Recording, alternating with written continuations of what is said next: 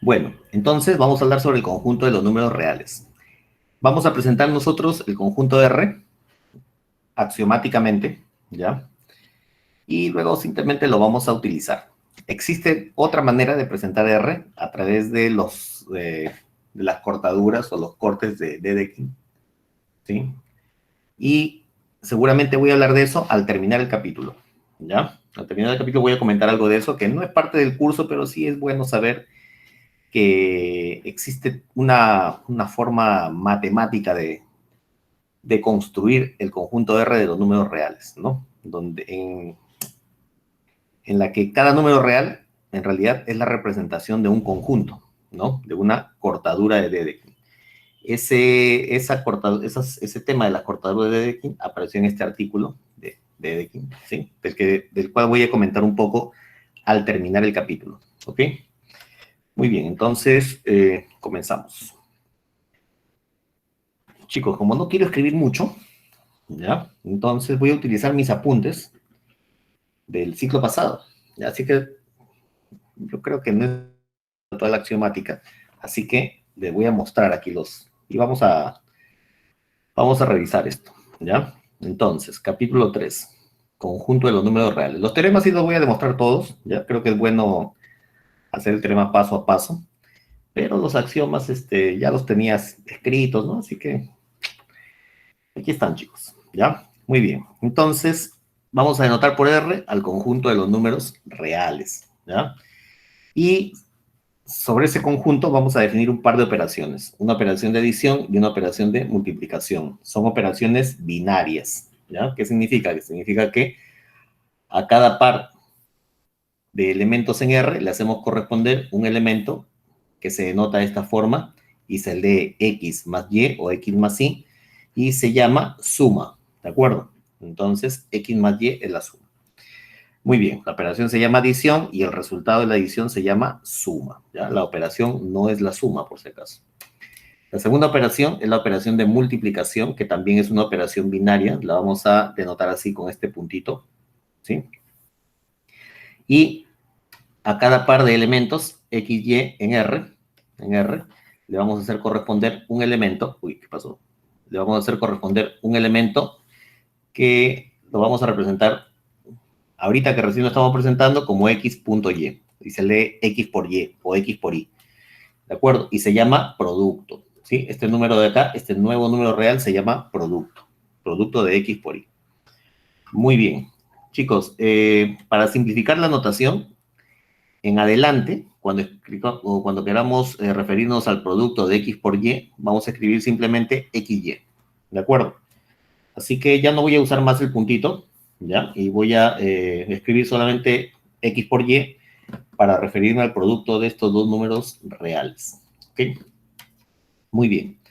Entonces, vamos a fijar un conjunto de axiomas sobre este conjunto R de los números reales, ¿ya? Así que ustedes saben que los axiomas pues, son afirmaciones que uno supone que uno asume como verdaderas.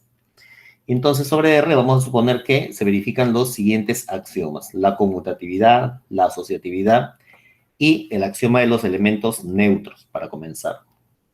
La conmutatividad, tanto para la adición como para la multiplicación, dice que X más Y igual a Y más X por Y igual a Y por X, ¿cierto? La asociatividad, dados tres elementos, X, Y y Z en los reales, entonces, asociatividad para la adición, asociatividad para la multiplicación, ¿sí? Si quiero sumar estos elementos X más Y más Z, la operación de adición, lo mismo la de multiplicación, son operaciones binarias. ¿Qué significa que sean operaciones binarias? Significa que la operación está definida para dos elementos, para un elemento A y para un elemento B. Así que de acuerdo a estas operaciones que tenemos aquí, por ejemplo, esto de aquí no está definido. A más B más C no está definido. Así que si ustedes quieren sumar tres elementos, entonces deberíamos definir la suma A más B más C como, por ejemplo, podría ser A más B más C. Y entonces lo que estamos haciendo es asociar estos dos elementos para los cuales sí está definida la adición porque es una operación binaria. Esto me va a dar un nuevo número, un número real que se llama B más C. Y ahora, nuevamente, la adición como operación binaria definida para A más el segundo número que sería B más C. ¿De acuerdo? Muy bien. Entonces, lo que da sentido y fundamento al hecho de poder sumar 3 y lo mismo 4, 5 o n términos es justamente la asociatividad. ¿De acuerdo? Entonces, ahí tenemos nuestro axioma de asociatividad. Mismo razonamiento, si es que queremos multiplicar 3 números. ¿De acuerdo? X, Y, Z. Entonces, ¿cómo podríamos definir el producto de X por Y por Z? Pues podríamos definirlo como el producto de X por Y por Z. Pero si a alguien se le ocurre definir como X por Y por Z, ¿de acuerdo? O X por Z por Y, pues entonces nosotros deberíamos garantizarle que estas tres cosas son iguales. Y lo que garantiza eso son los axiomas de conmutatividad y de asociatividad. ¿De acuerdo? Muy bien. Entonces, conmutatividad y asociatividad para el conjunto R de los números reales. También tenemos la existencia de los elementos neutros. ¿Ya? Tenemos un elemento neutro para la adición, que es el 0, y se llama elemento neutro porque para cualquier número real vale esta relación. X más 0 es igual a X. Y por la conmutatividad, X más 0 es igual a 0 más X. Así que también vale que 0 más X es igual a X. Y eso es válido para todo número real X. La operación de multiplicación también tiene su elemento neutro, ¿ya? Que se denota con este símbolo y se llama 1. Y entonces vale que X por 1 o 1 por X, por la conmutatividad, es igual a X. Y eso también vale para todo X en R. ¿De acuerdo? Entonces, chicos, esos son nuestros tres primeros axiomas. Conmutatividad, asociatividad y la existencia de los elementos neutros. Muy bien. Cuarto axioma, elementos inversos. Entonces, para todo número real, X, va a existir un elemento al que vamos a bautizar con el nombre de menos X, ¿de acuerdo? Este de acá se llama el inverso, se llama inverso aditivo de X, ¿cierto?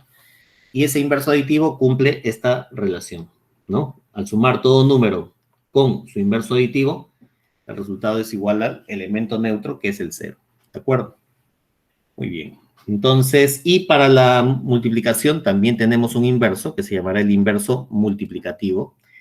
Y entonces, para todo número real, con el requisito que sea distinto de 0, va a existir un número al que vamos a llamar x a la menos 1 y que se llama inverso multiplicativo. Inverso multiplicativo de x, ¿de acuerdo? Y cumple esta relación, que el producto de x por x a la menos 1, o si quieren por conmutatividad también podría ser x a la menos 1 por x, esos productos son iguales a 1, ¿de acuerdo? Muy bien. Requisito para que este inverso exista, que el número x sea un número distinto de 0. ¿Ya? A ver, okay. Tengo que conectar esta batería que se está apagando.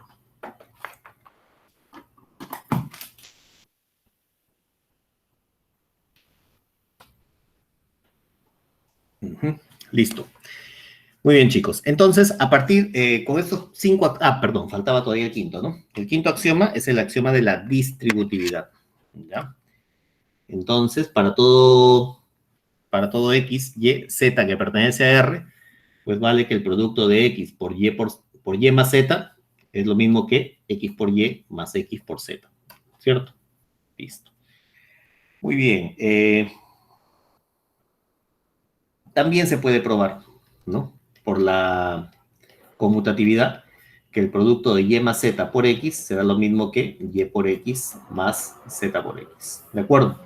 Este de aquí es igual a este gracias a la conmutatividad, y como este es igual a este, xy será lo mismo que yx y xz lo mismo que zx. ¿De acuerdo? Así que se puede escribir en uno o en el otro sentido esta propiedad o este axioma de conmutatividad.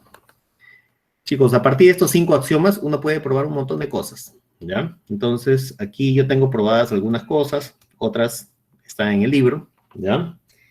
A ver, por ejemplo, dice que a partir del primer axioma, ¿cuál era el primer axioma? El primer axioma era la conmutatividad, ¿de acuerdo? Así que a partir de la conmutatividad. Y el tercer axioma era el del elemento neutro, ¿de acuerdo?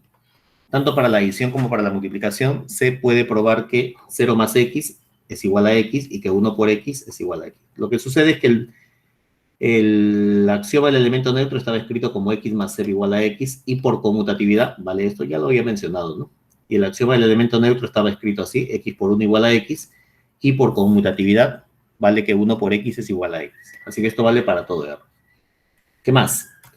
Del axioma número 1, que es la también conmutatividad, la conmutatividad, y el cuarto axioma, que es este de aquí arriba, del elemento neutro, también vale que esto de acá se puede escribir al revés, ya lo dije, ¿no? O sea, menos x más x vale 0, y que esto de acá también se puede escribir en otro orden, o sea, x a la menos 1 por x igual a 1, para todo x distinto de 0. Ya, eso ya lo había dicho.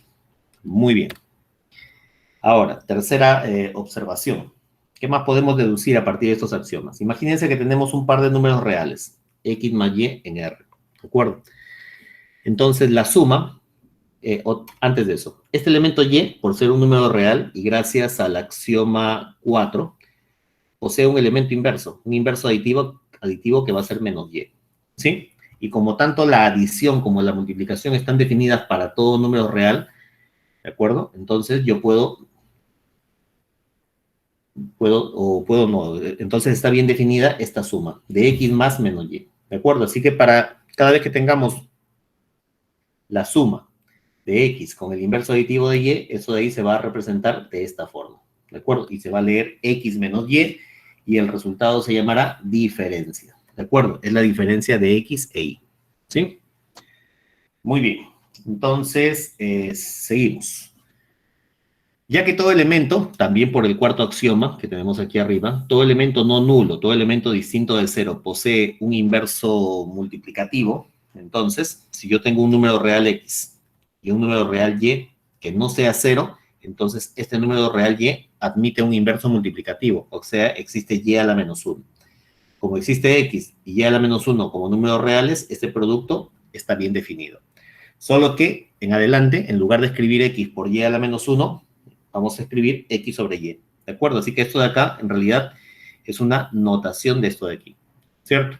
Entonces, no es otra operación. ¿Ya? Entonces, hasta ahorita, ¿no? Sino que x sobre y es una notación para x por y a la menos 1. Y ese nuevo número real, que queda así definido y así denotado como x sobre y, será llamado cociente de x entre y. ¿De acuerdo? Muy bien. Entonces ahora que ya tenemos definidos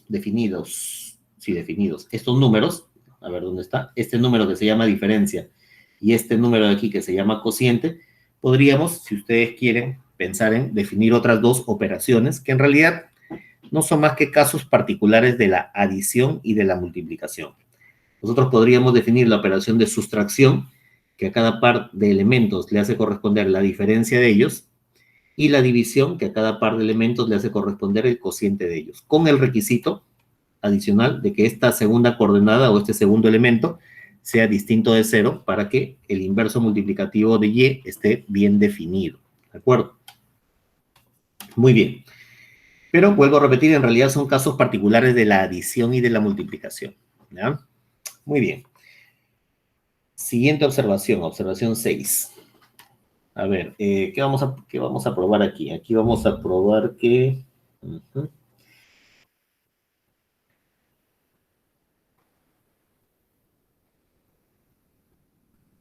Chicos, no sé qué he probado acá. Ah, ya. Aquí vamos a probar esto de acá. ¿Ya? Para todo número real se cumple que x por 0 es igual a x. ¿Sí? A ver, ¿qué es lo que sabemos? Nosotros sabemos que x, el número de x, por el axioma del elemento neutro multiplicativo, es lo mismo que x por 1. ¿De acuerdo? Y por el axioma del neutro aditivo, este número 1 se puede escribir de esta forma, como 1 más 0. Y por el axioma de la distributividad, esto se puede escribir así. Sería x por 1 más x por 0. ¿Qué significa? Que x por 1 más x por 0, ¿cuánto vale? Vale x. Entonces aquí he escrito los extremos. Solo que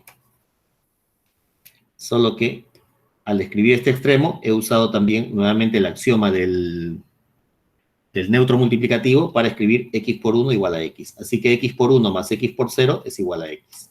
¿Qué significa? Significa entonces que... Significa entonces que... Ya, aquí miren. Este de acá es un número real y este de acá es el mismo número real, ¿de acuerdo? Entonces, a este número real nosotros le vamos a sumar menos x. Como es una operación binaria, sería menos x más, aquí me ha faltado un corchete o un paréntesis, más ese nuevo número real, ¿de acuerdo? Luego, por asociatividad, esto de acá sería menos x más x más x por 0, ¿de acuerdo? Solo que este de aquí, por el elemento inverso aditivo, sería 0, ¿de acuerdo?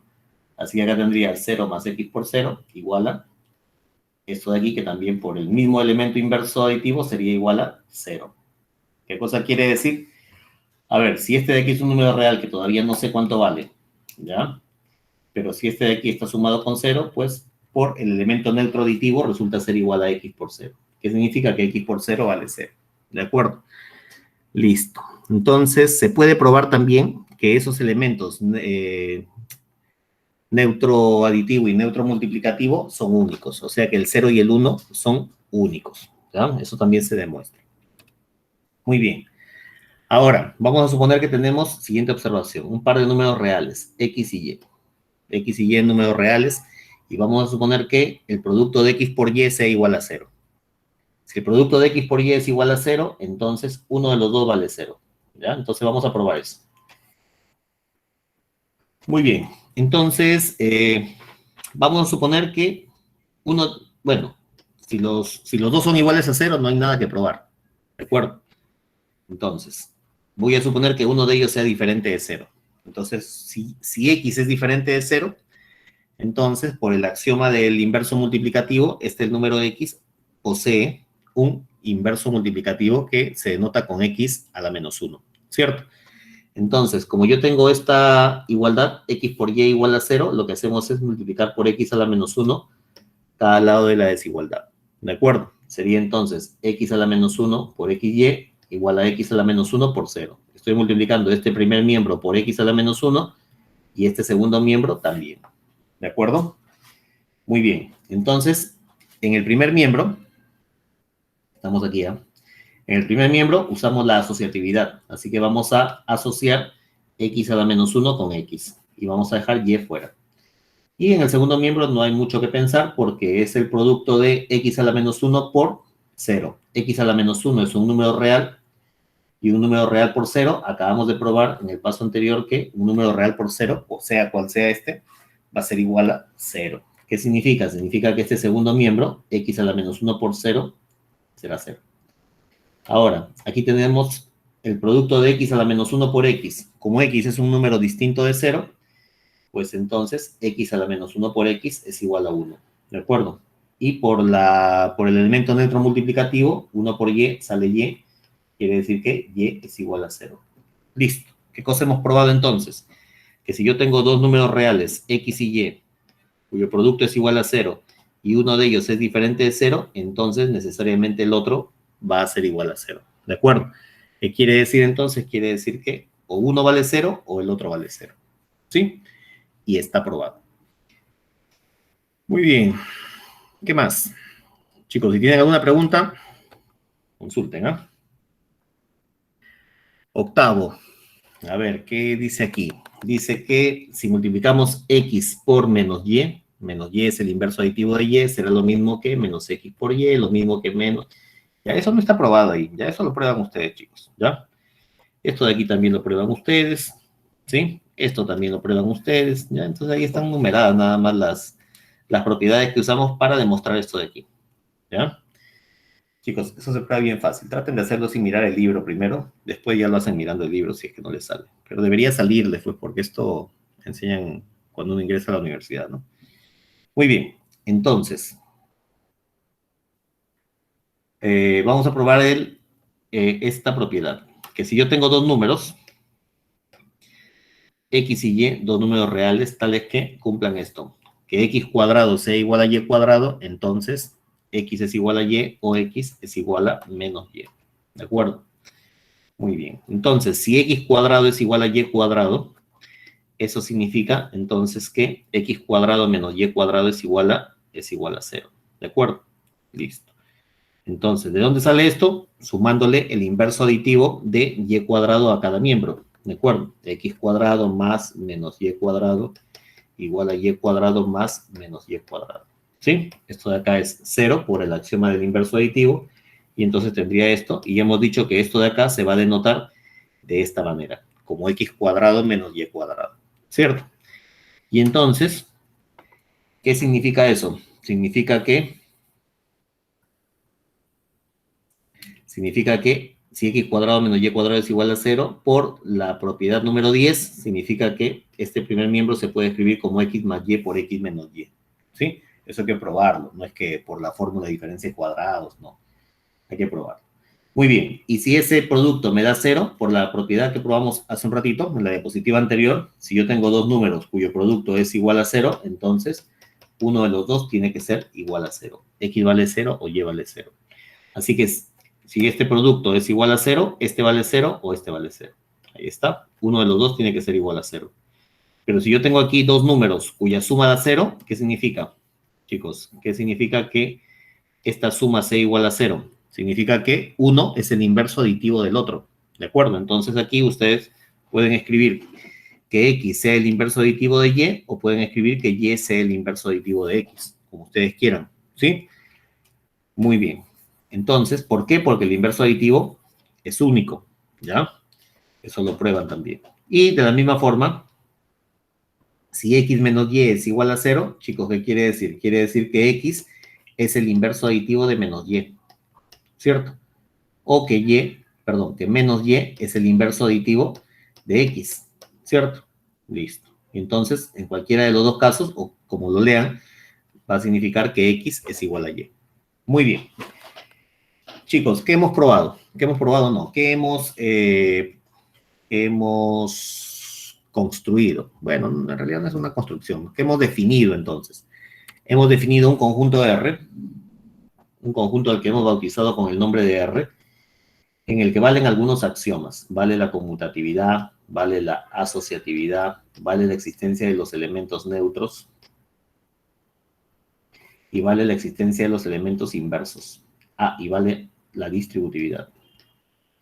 Entonces, un conjunto que cumple esos axiomas, o un conjunto que cumple todo eso, se denomina cuerpo, ¿ya? ¿Qué cosa es un cuerpo? Es un anillo, ¿sí? No sé si ya llevaron, chicos, estructuras algebraicas, pero un cuerpo es un anillo, ¿ya? Tenemos dos operaciones definidas por todos los axiomas que hemos colocado, tiene la estructura de anillo, y además, todo elemento distinto de cero, todo elemento no nulo, posee un inverso, ¿de acuerdo? Entonces, un anillo en el que todo elemento no nulo posee un elemento inverso multiplicativo, se llama cuerpo o campo, ¿no? De cualquiera de las dos maneras. Entonces, le hemos dado a R hasta ahorita una estructura de cuerpo, ¿de acuerdo? Muy bien. Entonces, hasta ahorita R es un cuerpo.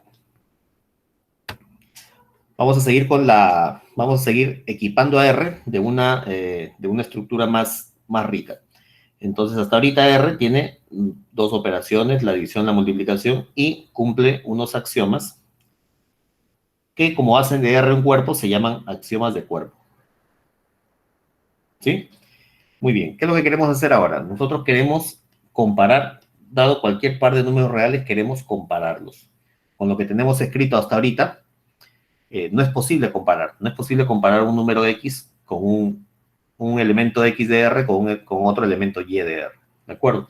Así que para poder comparar estos elementos, vamos a equipar a R con una nueva estructura. ¿De acuerdo? Y para eso necesitamos un conjunto de axiomas que se van a llamar axiomas de orden. ¿Sí? Axiomas de orden. Muy bien. Entonces, vamos a dotar a R de una estructura ordenada. ¿Sí? Entonces, asumimos lo siguiente, asumimos que dentro de R existe un subconjunto al que vamos a denotar R más y al que llamaremos el conjunto de los números reales positivos. ¿De acuerdo? Y para ese subconjunto R más vamos a asumir que se cumplen dos axiomas. Primer axioma. El primer axioma dice que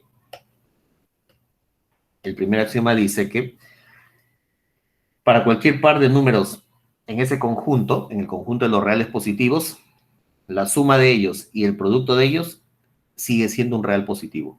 Dicho de otra forma, la suma de positivos da positivo y el producto de positivos da positivo. ¿De acuerdo?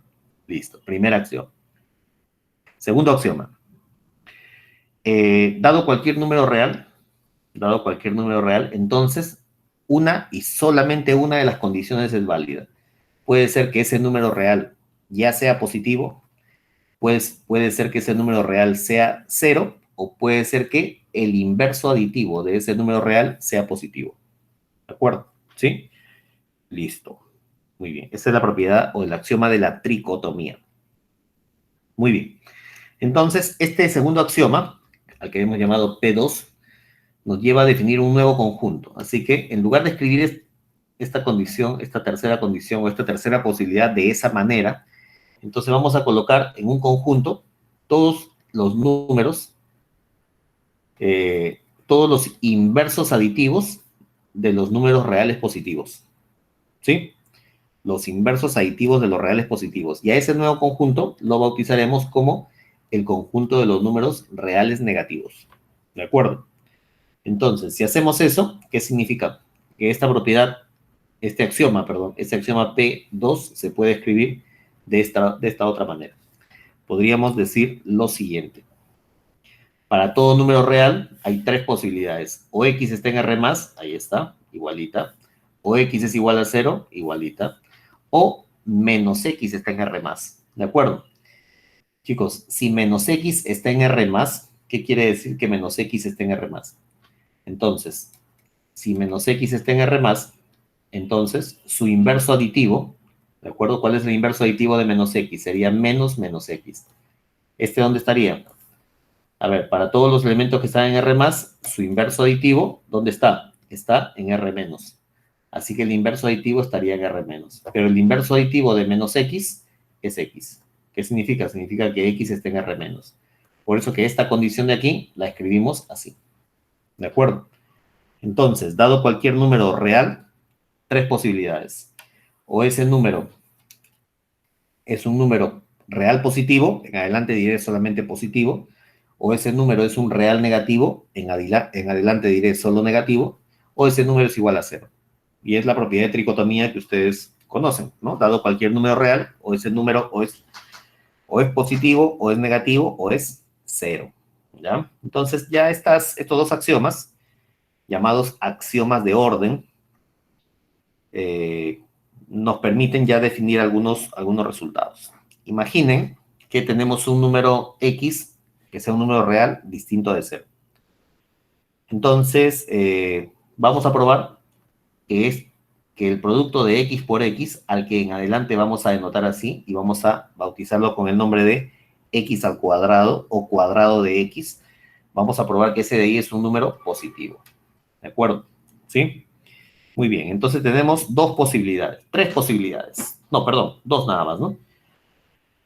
A ver, de acuerdo al segundo axioma de orden, para todo número real tenemos tres posibilidades. O es un real positivo, o es un negativo, o es 0. Solo que en este caso, como yo estoy suponiendo de inicio que x es distinto de 0, pues solamente me quedan dos posibilidades. ¿Cuáles son? Que x sea un real positivo o que x sea un real negativo. ¿Cierto? Si x fuese un real positivo, primer caso, si x fuese un real positivo, entonces, por el primer axioma de orden, el producto de x por x, miren, ¿qué dice el primer axioma de orden? Aquí está, P1. Dice que para todo par de números reales positivos, el producto es real positivo. ¿De acuerdo? Listo. Entonces, el producto de x por x tiene que ser real positivo. Y ya estaría probado. ¿De acuerdo? X por x sería un positivo. Segunda opción, segunda posibilidad. Podría ser que x sea un número real negativo. Pero si x es un real negativo, de acuerdo a la definición... Uy, ¿qué pasó? Así es, aquí está. Si x es un real negativo, de acuerdo a la definición de R-, aquí está la definición de R-, ¿qué significa?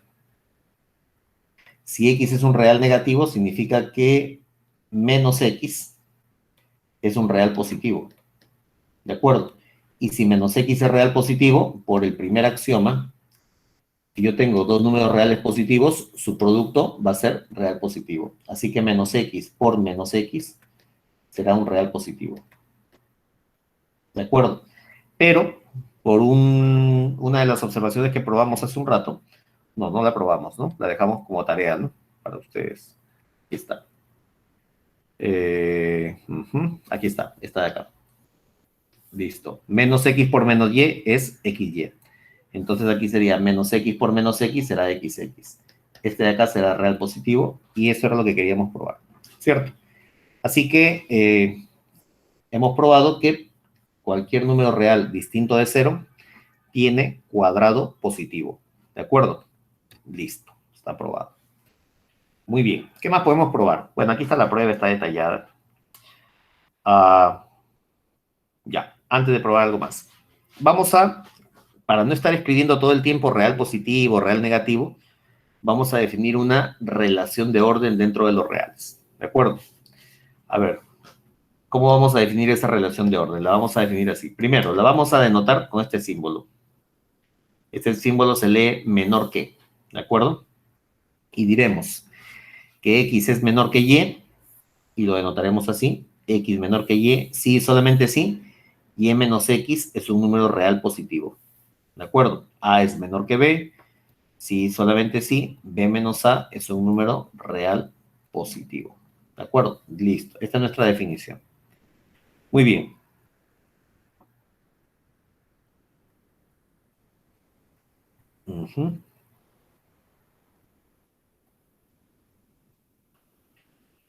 Listo. A ver, no sé para qué escribí esto. Si x menor que y, entonces existe...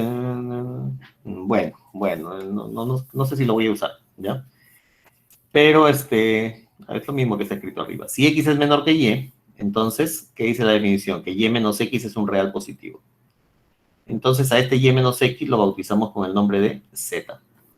¿De acuerdo? Entonces, existe este número z en R más, y es lo que está escrito aquí. Uh, bueno, no sé si lo voy a utilizar más adelante. Muy bien. Bueno, luego podría sumarle x a cada miembro y tendríamos esta relación de aquí. Entonces aprovechamos esto para definir otra relación de orden, ¿ya? Entonces, la relación mayor que. Entonces, ¿cómo vamos a definir? Vamos a definirla con la relación anterior. X es mayor que Y, es equivalente a decir que Y es menor que X. Ahora, ¿qué significa que X sea mayor que Y? Que X sea mayor que Y significa, de acuerdo a esta definición de aquí, significa que 0 es menor que X. Pero la relación menor que la hemos definido aquí arriba, ¿de acuerdo? ¿Qué significa que x sea menor que y? Que y menos x es un real positivo. ¿Qué significa entonces que 0 sea menor que x? Significará que x menos 0 es un real positivo. Pero ustedes saben que x menos 0 es x, así que significa que x es un real positivo. ¿Qué significa entonces? Significa que los elementos x que cumplen esta condición, ¿cuáles son? Son aquellos elementos que son reales positivos. Recíprocamente, la recíproca también es cierta. Todo número real positivo cumple esta relación. Y si cumple esa, cumple esta. ¿De acuerdo? Por eso es que en adelante, cuando queramos referirnos a los reales positivos, simplemente vamos a escribir los x mayores que 0. ¿De acuerdo? De la misma forma, podríamos definir los reales negativos. Que x sea menor que 0, que dice la definición. La definición de menor, ¿dónde está la relación menor? Aquí. Que x sea menor que 0 significa que 0 menos x es un real positivo. ¿Y eso qué significa? Significa que, bueno, este círculo de acá no lo puedo borrar, pero significa entonces 0 menos x es menos x. Significa que menos x es un real positivo. Y si menos x es un real positivo, significa que x es un real negativo. Entonces tenemos ahí una caracterización de los reales negativos. Los números reales negativos son aquellos que son menores que 0. ¿De acuerdo? Por eso es que en adelante, cada vez que nos queramos referir a los elementos de R más o a los elementos de R menos, colocaremos los X que son mayores que 0 y por acá colocaremos los X que son menores que 0. ¿De acuerdo? Listo. Muy bien.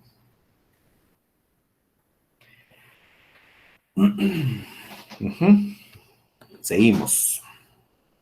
Chicos, cualquier duda, me avisan, ¿ah? Ya. Entonces, hasta ahorita, ¿qué es lo que tenemos? Tenemos la siguiente estructura. Estamos dándole a R una estructura, ¿ya? Entonces le hemos dado a R, primero, unos axiomas, que son los axiomas de cuerpo. Hemos definido dos operaciones, ¿de acuerdo? Hemos definido dos operaciones, una operación de adición y una de multiplicación. Hemos dado una lista de axiomas de cuerpo y acabamos de definir una relación de orden.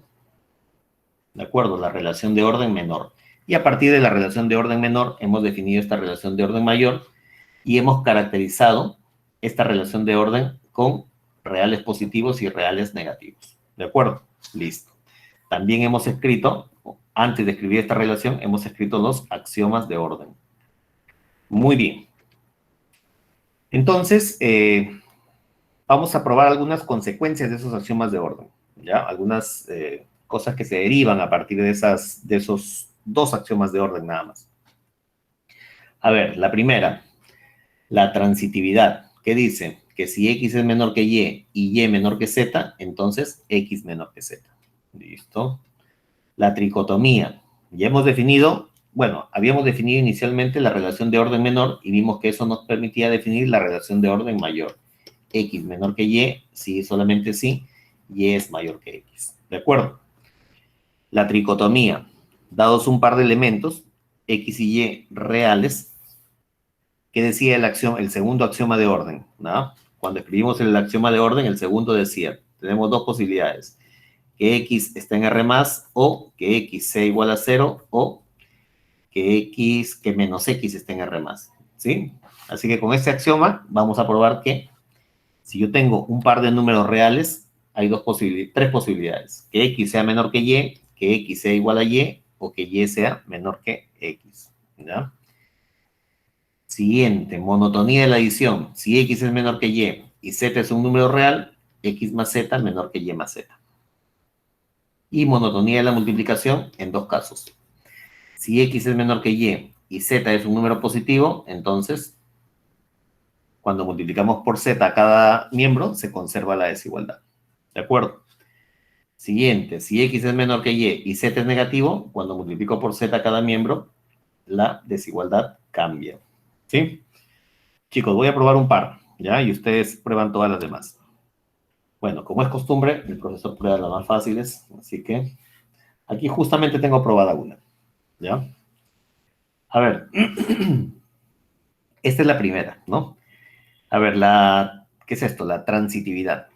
¿Qué significa que X sea menor que Y? A ver, que X sea menor que Y, primero vamos a recordar aquí la definición. Nosotros habíamos definido así, A es menor que B, sí, solamente sí, B menos A es un número real positivo. Esta es nuestra definición. Muy bien, así que si X es menor que Y, ¿qué significa? Significa que Y menos X es un real positivo. Si Y es menor que Z, ¿qué significa? Que Z menos Y es un real positivo. Pero el primer axioma, a ver, vamos a recordar aquí los axiomas. El primer axioma de orden decía esto, que si yo tengo dos números reales positivos, la suma y el producto de esos reales positivos es un real positivo. ¿De acuerdo? Entonces, si yo aquí tengo un real positivo y menos x y un real positivo z menos y, la suma de y menos x con z menos y tiene que ser un real positivo. ¿De acuerdo? Y ahí ustedes por asociatividad, ¿ya? Por el axioma de asociatividad, ustedes pueden probar que esto de aquí es en realidad y menos x. ¿De acuerdo? Y menos x. ¿Qué significa? Que y menos x es un real positivo. Pero ahora leemos esto al revés. ¿Qué significa que b menos a sea un real positivo? Significa que a es menor que b. ¿Qué significa que y menos x sea un real positivo? Significa que x es menor que z. Y ya está probado. Hemos probado que si x es menor que y y es menor que z, entonces x es menor que z. ¿Cierto? Listo. Vamos a probar una más. Por ejemplo, vamos a probar, a ver si nos alcanza aquí. Vamos a probar la cuarta, que parece un poquito más complicada. A ver, vamos a probar O4. Chicos, tenemos, a ver, la primera, ¿ya? O4. Voy a suponer que, supongamos, que X sea menor que Y y que Z sea mayor que 0. ¿De acuerdo? Si X es menor que Y, ¿qué significa? Si X es menor que Y, la definición de la relación de orden significa que Y menos X, ¿cómo es? Y menos X es un número real positivo, ¿cierto? Y si Z es mayor que 0, eso significa que Z es un real positivo. Y por el primer axioma de orden, si yo tengo dos números reales positivos, ¿qué tengo que hacer aquí? Un ratito. Allá. Si yo tengo dos números reales positivos, el producto de ellos es un real positivo, ¿cierto? Entonces vamos acá. Yo tengo aquí un real positivo y otro real positivo. ¿Qué significa? Significa entonces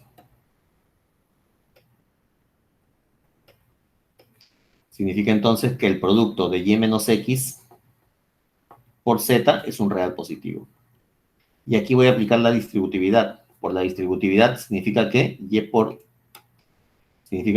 Z menos X por Z es un real positivo. Y ahora, nuevamente, voy a la definición. ¿Qué significa que A sea menor que B? A menor que B significa que B menos A es un real positivo. Y al revés, si B menos A es un real positivo, ¿qué significa? Significa que A es menor que B. Así que este es como B y este es como A. Así que si B menos A es un real positivo, ¿qué significa? Significa que A es menor que B. Entonces, si YZ menos XZ es un real positivo, ¿qué significa? Significa que XZ es menor que Y por Z. Y eso era lo que quería probar, ¿cierto? Listo. Segundo caso. En el segundo caso, vamos a suponer que Z sea, lo voy a modificar aquí mismo, X menor que Y Z menor que 0. ¿De acuerdo? Listo. Entonces, chicos, si X es menor que Y Z es menor que 0, ¿qué significa? A ver, comenzamos. Nuevamente, el mismo razonamiento. ¿Eh? Si X es menor que Y, significa que Y menos X está en R+. Si Z es menor que 0, ¿qué significa? Significa que 0 es menor que Z. ¿Qué? No, es mal. Si Z es menor que 0, significa que Z está en R-. Si Z está en R-, significa que menos Z está en R+. ¿De acuerdo? Listo. Y entonces, si este elemento está en R+, y este de aquí también está en R+, significa que el producto de Y menos X por menos Z, ese producto tiene que estar en R+, por el primer axioma de orden. Y entonces, por distributividad y por la ley de los signos que probamos, no la probamos, ¿no? Quedó como ejercicio para ustedes, aquí está, miren. X por menos Y o menos X por Y, ¿qué cosa es? Menos XY, ¿cierto?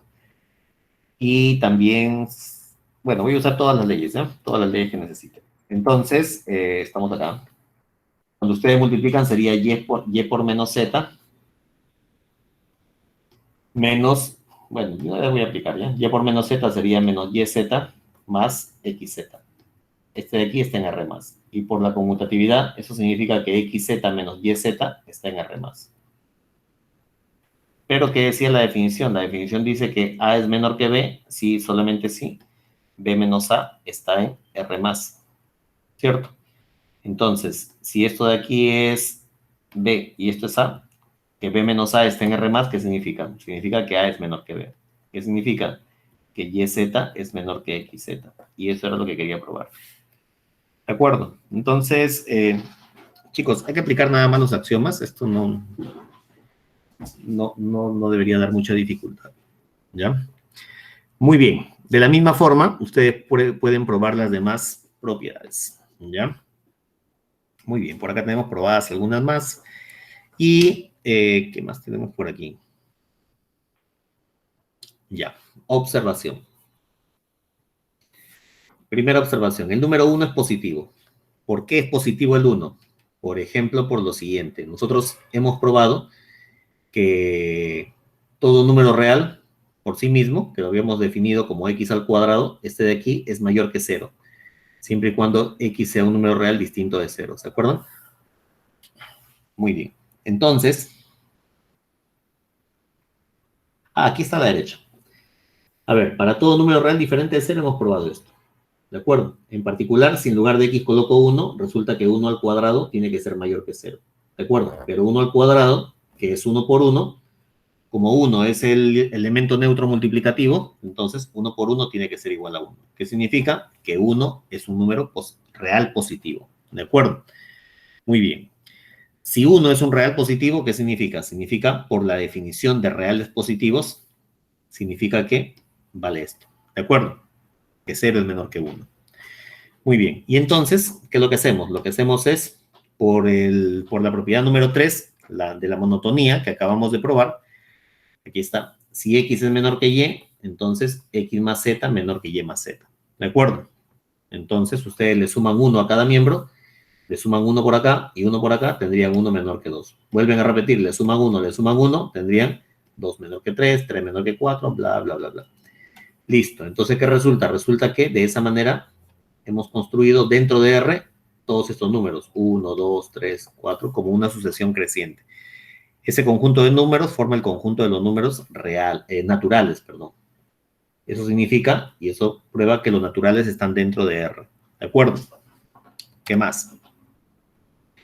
El conjunto Z lo podríamos definir como la unión de n con el 0 con este conjunto. El conjunto de los menos n, tal que n es un número natural. ¿De acuerdo? Ese conjunto se llama Z, conjunto de los números enteros. Así que ahora tenemos esta inclusión.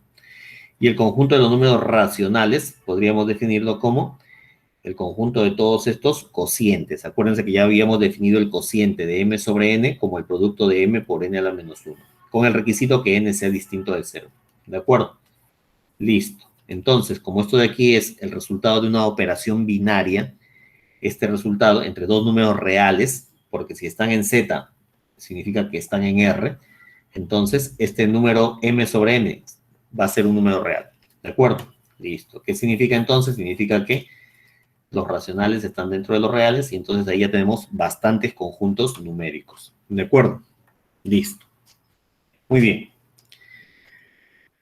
Chicos, una desigualdad que la vamos a utilizar más adelante es la desigualdad de Bernoulli. ¿Ya? ¿Qué dice la desigualdad de Bernoulli? Dice que para todo número real n, ¿ya? Para todo número real, ojo, real n, y para todo número x que sea mayor o igual que menos 1, vale esta desigualdad. Chicos, la prueba la dejo para que la hagan ustedes, ¿ya? La demostración queda como ejercicio. Está hecha en el libro. Sería bueno que la... ¿Sería bueno? No. Es necesario que ustedes la hagan, ¿ya, chicos? Y listo. Muy bien. ¿Qué más? Ya. Chicos, estoy pasando todo esto como un recetario porque esto en realidad, todo esto ustedes ya lo han visto, ¿no? Lo han visto antes en sus cursos de, creo que de cálculo, ¿no? De cálculo, de matemática básica, ¿ya? Cuando ingresaron. Así que por eso que preferí utilizar lo que ya había escrito el ciclo pasado. Si no, todavía recién estaría en los primeros axiomas. Muy bien, entonces, ¿qué más? Aprovechamos para definir el valor absoluto, ¿ya? De la manera que ya todos conocen. Y se define de esta forma, y esto de aquí es lo mismo que esto, ¿ya? En cualquier caso, siempre va a ser el máximo entre x y menos x. Entonces, como este valor absoluto es el máximo entre menos x y x, ¿qué significa? Significa que cada uno de estos números va a ser menor o igual que el valor absoluto. Así que vale esto o vale esto. ¿Cierto? Muy bien. Entonces, solo que esta primera desigualdad se puede escribir así. ¿Cierto? Y si juntamos estas dos, entonces tendríamos esto. ¿Sí? Listo. Entonces, todo número real x, hemos probado que todo número real x se encuentra entre su valor absoluto y el inverso aditivo de su valor absoluto. ¿De acuerdo? Luego, pueden probar ustedes, chicos, no les voy a quitar ese gusto, ustedes lo van a hacer, pueden probar esta desigualdad que se llama la desigualdad triangular y esta otra de aquí. ¿De acuerdo? El valor absoluto del producto es el producto de los valores absolutos. El valor absoluto de la suma es menor o igual que la suma de los valores absolutos. ¿Ya? Muy bien. Y esta desigualdad, que la vamos a emplear un montón, sobre todo cuando hagamos límites, cuando hagamos continuidad, cuando hagamos derivadas, bueno, cuando hagamos topología también, dice que si yo tengo un número, en realidad lo puedo hacer para cualquier número, ¿no? Si yo tengo un número x menor que delta, eso de ahí es equivalente a decir que x se encuentra entre menos delta y delta. al revés, ¿no? Que se encuentra entre menos delta y delta, ¿no? Aquí estoy suponiendo que delta es positivo, ¿ya? Muy bien. Entonces, como caso particular, sale esto de aquí, ¿ya? Entonces sería que x menos a es menor que se encuentra entre menos delta y delta, y cuando le suman a cada miembro, pues sale justamente esto que aparece aquí, ¿ya? Muy bien, esto tiene que ver con la definición de vecindad, con la definición de entorno o vecindad de un punto. ¿Qué quiere decir eso? Quiere decir lo siguiente. Yo creo que acá necesito explicar una cosita más.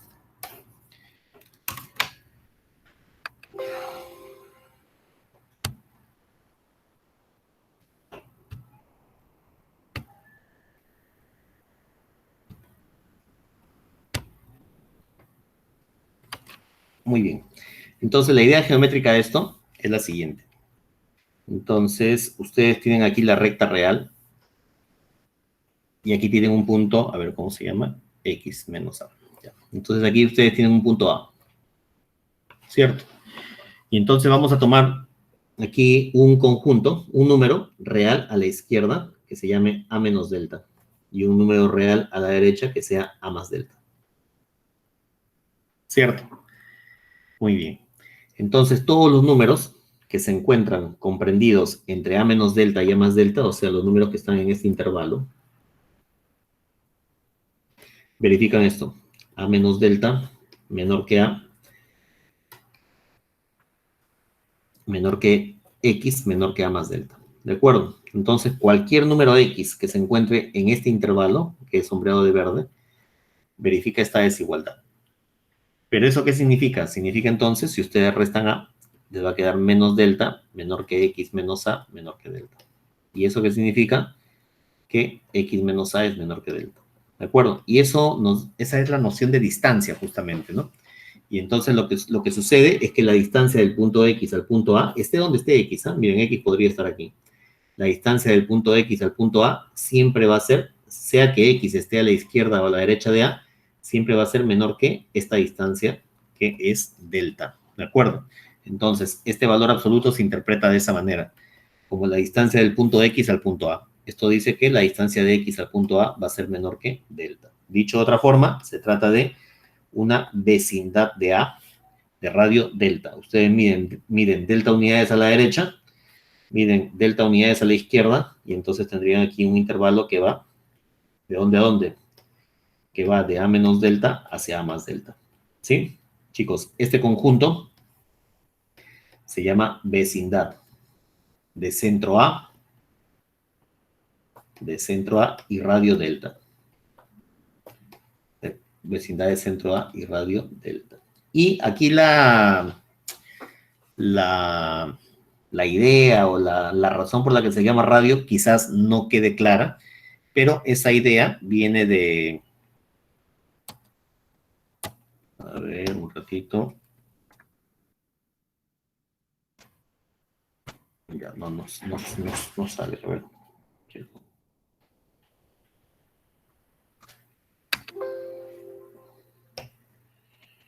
Ya. Esa idea viene del plano, ¿no? Cuando ustedes en el plano tienen un punto, ¿sí? Estamos en R2, ¿no? Cuando tienen en el plano un punto, y este punto va a tener dos coordenadas, ¿no? Imagínense que sea el punto X0 y Y0. Y cuando ustedes se preguntan por todos aquellos puntos, ¿no? Ustedes quieren saber cuáles son aquellos puntos que se encuentran a una distancia menor que delta, pues entonces el conjunto de todos los puntos que se encuentran a una distancia menor que delta son los puntos que se encuentran dentro de una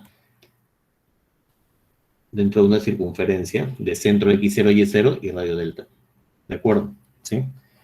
Entonces, el conjunto de todos los puntos que están aquí adentro, ¿ya? Todos los puntos X, Y, tal que la distancia, voy a llamarla de X, Y al centro, al X0, Y0, sea menor que delta, esto de acá se llama una vecindad de centro X0, Y0 y radio delta. Lo mismo sucede en R3, ¿no? Si yo tuviese una dimensión más, pues esto de acá sería una esfera. ¿De acuerdo? Entonces se trae esa idea geométrica, se trae a la recta, y por eso, por extensión, se le llama también a este intervalo de centro A y radio delta, se le llama vecindad. ¿De acuerdo? De centro A, y a esto de acá también se le llama radio, ¿ya? Radio delta. Bueno, aunque esto siempre va a depender, el radio siempre va a depender de la manera como se mida, pero eso ya lo van a estudiar en análisis real 2, creo, se estudia eso. Lo que pasa es que en varias variables, bueno, en una variable también, ¿no? Se puede medir de diferentes formas, ¿no? Esta manera de medir que hemos dibujado acá corresponde a la distancia que usamos en nuestro día a día, ¿no? Que se llama distancia euclidiana. No, lo que pasa es que nosotros vivimos en un mundo euclidiano, ¿no? Todo lo medimos con la distancia euclidiana, pero se puede medir de otra forma, ¿sí? Con otro tipo de distancias, ¿ya? Donde, por ejemplo, ese conjunto ya no sería un círculo, sino que nosotros podríamos definir una distancia distinta, ¿ya? En la que el conjunto de todos los puntos que se encuentran a una distancia menor que delta, en realidad sea un cuadrado, ¿no?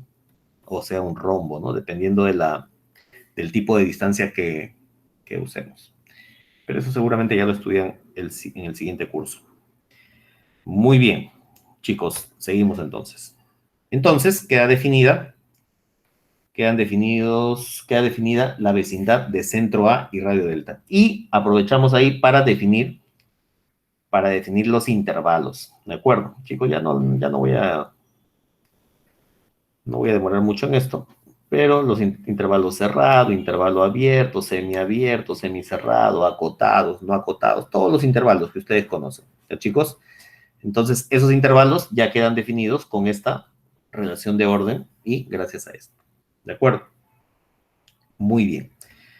Chicos, entonces ya tenemos un montón de cosas definidas. Tenemos dos operaciones, tenemos los axiomas de cuerpo, tenemos un subconjunto de los reales positivos, tenemos los axiomas de orden, varias propiedades que son consecuencia de los axiomas de orden.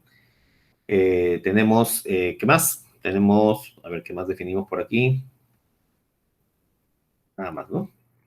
Ah, bueno, y tenemos ahora los intervalos, ¿de acuerdo? ¿Sí? Entonces tenemos ya definidos bastantes subconjuntos de los reales, ¿ya? Muy bien. Entonces, ¿qué más? Pero hay un problema. Entonces, a ver, vamos a anotar aquí. Hasta ahorita, nuestro conjunto R está dotado de una estructura de cuerpo. Tengo dos operaciones y tengo axiomas con estas operaciones que son los axiomas de cuerpo.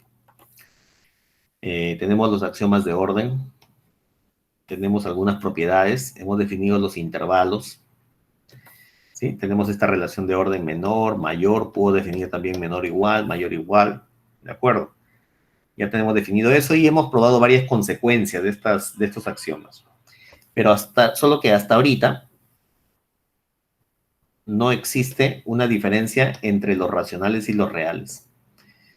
Por ejemplo, a ver, lo primero que hicimos, axiomas de cuerpo, ¿cuáles son? Conmutatividad, asociatividad, existencia de los elementos neutros, existencia de los elementos inversos.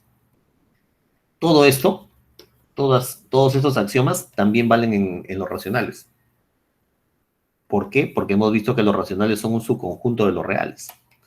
¿Qué más? Luego hemos visto los axiomas de orden, ¿de acuerdo? Los axiomas de orden, y eso también vale en los racionales. ¿Sí? Listo. Entonces, alguien puede decir, sí, profe, pero tenemos los intervalos y los intervalos no están dentro de los racionales. Ya, si me dices que los intervalos, voy a fijar un intervalo nada más, el 0, 1 no está dentro de los racionales, eso todavía no lo sabemos. ¿Sí? Todavía no sabemos si es que existen otros números aparte de los racionales y que sean reales. Eso todavía no lo sabemos, ¿ya? Así que, muy bien. Entonces, hasta ahorita, nuestros conjuntos de los racionales y de los reales, si nos quedamos solamente con esta estructura, serían la misma cosa, ¿sí? Como estructura matemática. Hasta ahorita son la misma cosa. Así que, chicos, necesitamos establecer una diferencia entre los racionales y los reales. Y luego necesitamos probar que el conjunto de los números racionales es un subconjunto propio de los números reales. ¿De acuerdo? Entonces tengo que exhibir o tengo que demostrar que existe algún número racional, perdón, al revés. Tengo que demostrar que existe un número real que no es racional. ¿De acuerdo? Que existe un elemento X en R y que no es un número racional. ¿Sí?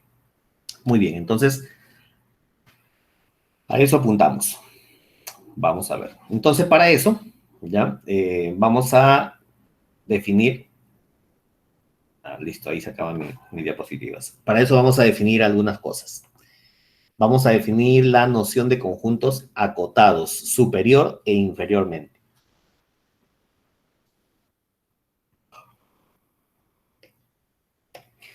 Chicos, tengo un conjunto X en R, un subconjunto de R, ¿de acuerdo? Fijo. Entonces, que ese conjunto sea acotado superiormente, ¿qué significa?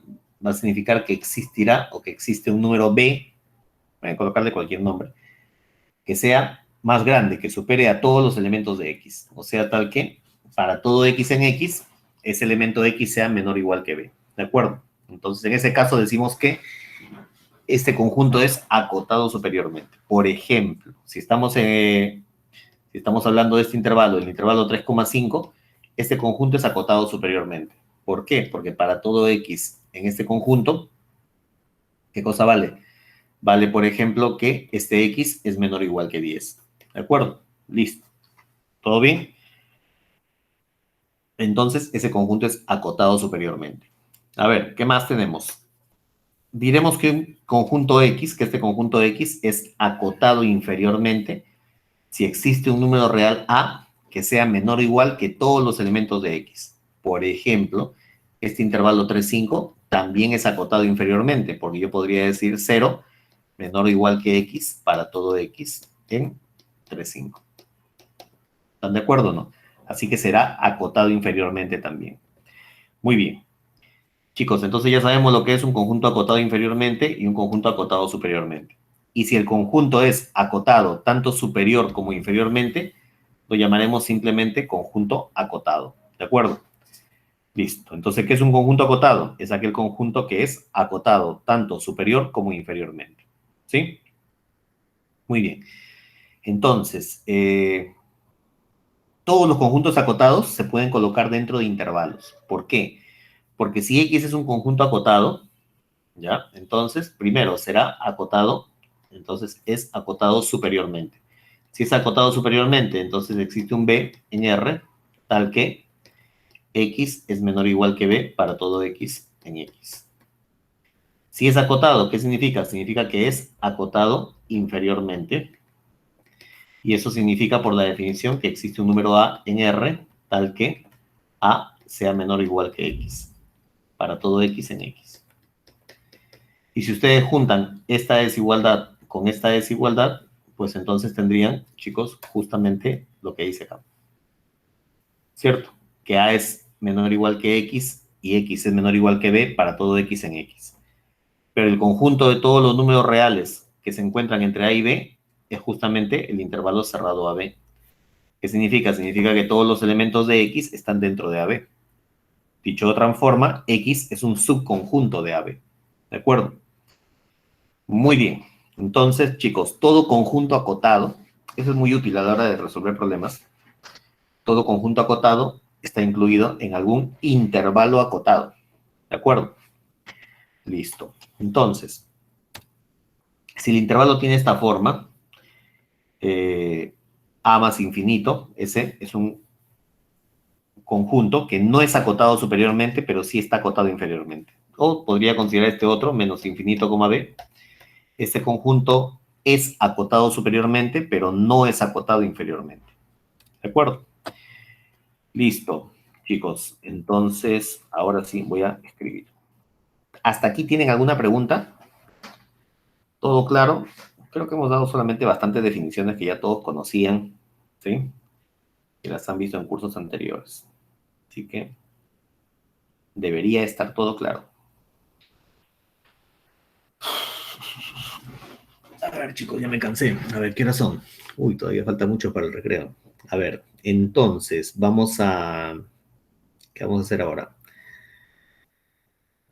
Vamos a ver entonces la diferencia, lo que les mencionaba, la diferencia entre el conjunto de los números reales y el conjunto de los números naturales. ¿ya? Y esa diferencia parte de un conjunto. A ver, miren.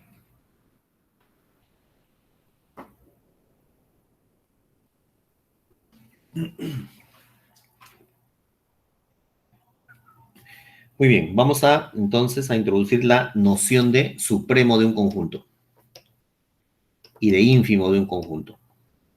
¿De acuerdo? ¿Sí? Estamos queriendo, chicos, establecer la diferencia entre los racionales y los reales. ¿Ya? Diferencia entre racionales y reales. Muy bien, entonces, a ver, vamos a acomodar esto aquí. Definición.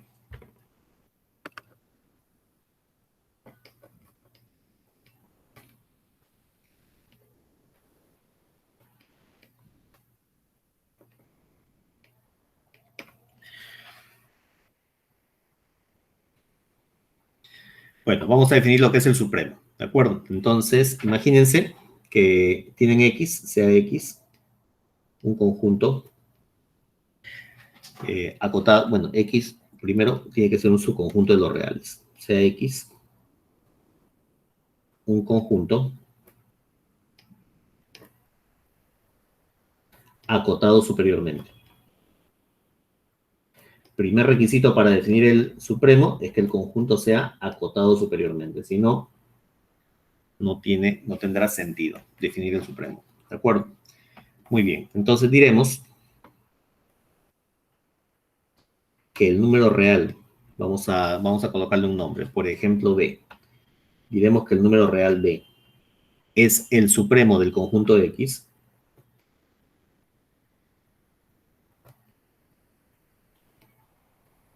es el supremo del conjunto de X. Sí, solamente sí, ¿qué ocurre? Sí, solamente sí, sí, y solamente sí, es la menor de las cotas superiores. Sí, solamente sí, B es la menor de las cotas superiores.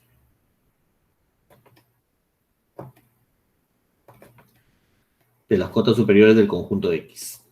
Ya está. Muy bien. Entonces,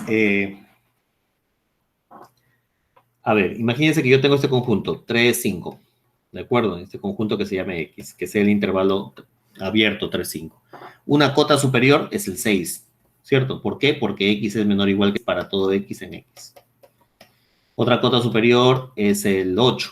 Otra cota superior es el 100, ¿de acuerdo? En realidad, cualquier número que sea mayor que 5 va a ser una cota superior. Pero ¿qué necesitamos? Necesitamos la mejor cota superior. ¿Qué cosa es la mejor cota superior? La mejor cota superior es aquella cota que describe de mejor manera al conjunto. Porque si yo digo nada más que X es menor o igual que 6, quizás alguien podría pensar que X podría ser 5.5. Y X, de acuerdo a cómo vemos este conjunto, sabemos que no puede ser 5.5. ¿De acuerdo? Si yo digo que X es menor o igual que 8, que X es menor o igual que 100, el conjunto no está bien descrito. Así que necesito la mejor de las cotas superiores.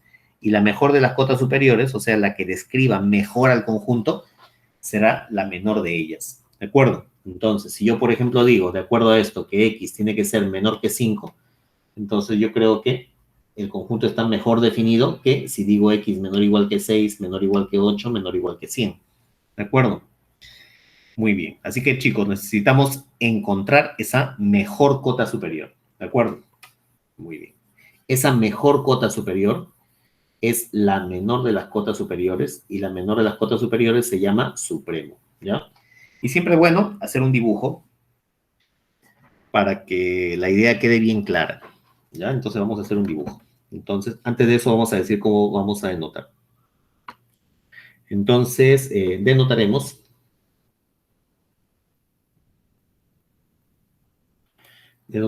por, vamos a anotarlo así, sub de X al supremo del conjunto de X. Uy, no, eso no es. Sub de X al supremo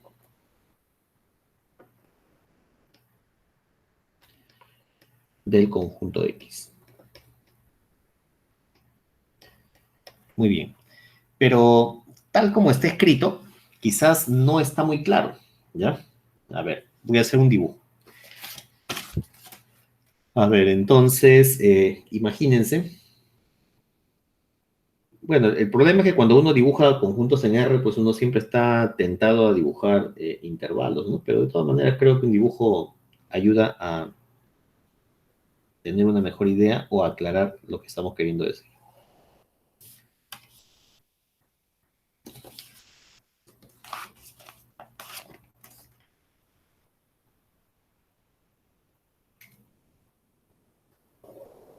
Ahí está.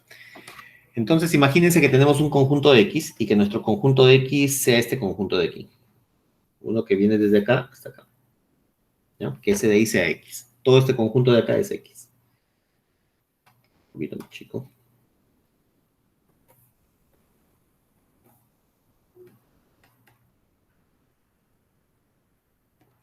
Todo este conjunto que estoy pintando de color rojo va a ser el conjunto X. ¿De acuerdo? ¿Sí? Y el supremo va a ser una cota, la menor de las cotas superiores. Entonces alguien podría pensar, profe, por acá podría estar la menor cota superior, que ese sea B el supremo. No, no puede estar ahí, porque alguien podría tomar una cota superior aquí, B', y sería una mejor cota superior, y sería menor que B. O alguien puede colocar aquí una cota superior de 2', y entonces es una mejor cota superior. Así que tenemos que encontrar la mejor de las cotas superiores, y la mejor de las cotas superiores es la menor cota superior. Y voy a suponer que esa menor cota superior, chicos, sea esta de aquí. Este punto de acá, B, va a ser para nosotros el supremo de X. ¿De acuerdo? Supremo de X. Entonces yo necesito caracterizar de alguna manera ese supremo de X. ¿Ya? Entonces, decir solamente que es la menor de las cotas superiores no me aclara mucho la idea, así que vamos a escribir esa condición de alguna otra manera. Entonces, vamos a traducir aquí la definición. Es decir, a ver, que el número B sea el supremo del conjunto de X, supremo de X, se puede escribir así o si quieren con paréntesis, no hay ningún problema. Que el número B sea el supremo de X es equivalente o será equivalente a decir que, a ver, ¿qué dice la definición? Como es la menor de las cotas superiores, en particular tiene que ser cota superior. ¿De acuerdo? Entonces, la primera condición, ¿cuál sería? La primera condición sería, vamos a numerarla mejor, la primera condición sería que B sea cota superior. Que B sea cota superior de X, ¿qué significa? Significa que X tiene que ser menor o igual que B, y esto debería ser válido para todo X en el conjunto de X. Es decir, B tiene que ser cota superior.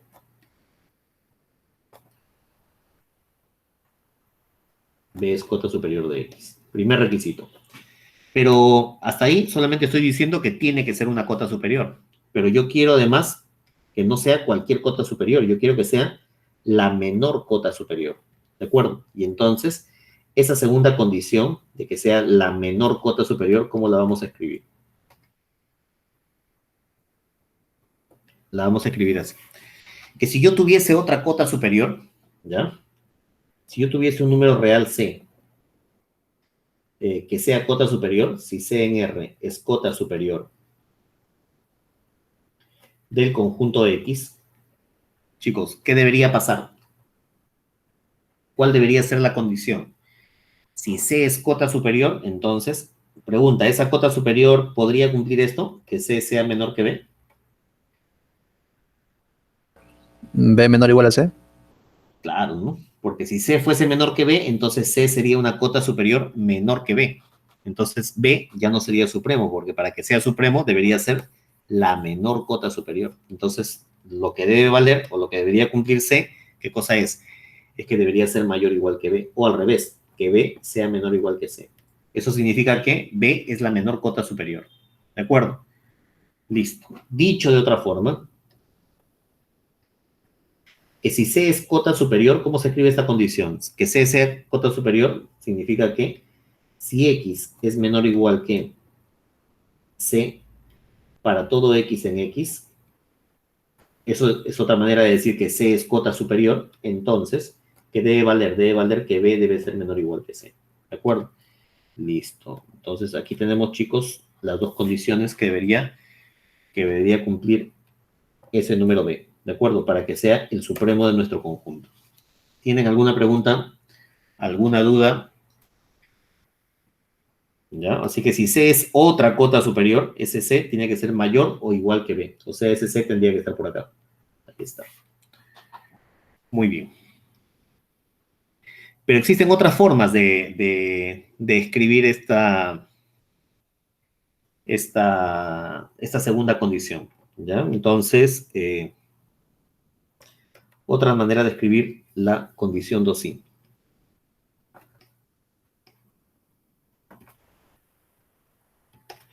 La segunda condición también puede expresarse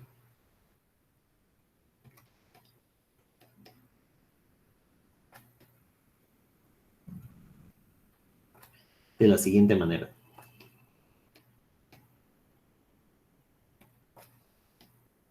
De las siguientes maneras.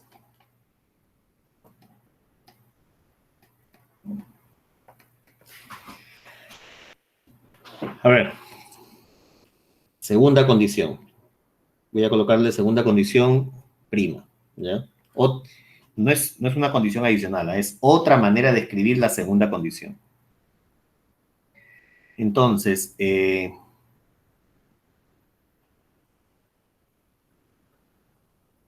si C es un número real, tal que C sea menor que B, chicos, ¿qué quiere decir eso en relación al conjunto? Vamos a hacer un dibujito aquí a la derecha.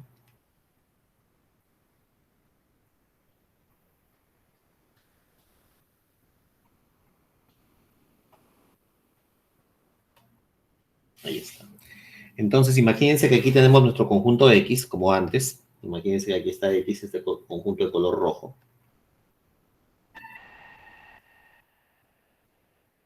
Todo esto de acá es X.